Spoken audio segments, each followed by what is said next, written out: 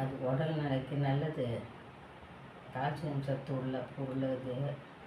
நம்முடைய செடியை நீங்கள் உபயோகப்படுத்தினீங்கன்னா அந்த தழையை உங்களுடைய உடம்புல உள்ள மஞ்சக்காமலை, இந்த நீரிழிவு நோய் இதெல்லாம் இல்லாத இருக்கும். அதை நீங்கள் உபயோகப்படுத்தி பாருங்கள்.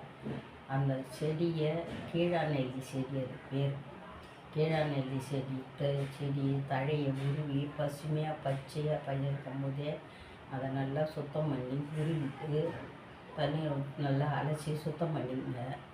சுத்தம் பண்ணி அதை மை போல் அம்மியில் வச்சு அரைச்சி அதை ஒரு எலுமிச்சம்பழம் உருண்டை அளவுக்கு வரணும். ஒரு சாந்தை எடுத்து பசு நெய்யில், அந்த நெய்யில் உள்ள கொழுப்பு வெண்ணெயெல்லாம் எடுத்துட்டு அதில் விட்டு அந்த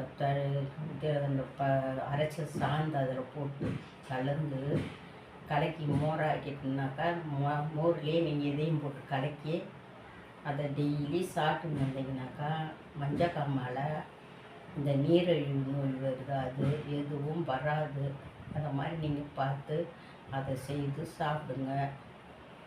அந்த செடி எங்கே இருக்குதுன்னு கண்டுபிடிச்சி அந்த செடியில் தழையை பிரித்து நல்லா அம்மியில் வெண்ணெய் மாரி அரைக்கணும்.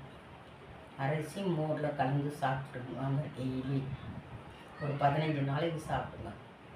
சாப்பிட்டிங்கன்னா அதனுடைய குணம் என்னான்னு தெரியும் உங்களுக்கு.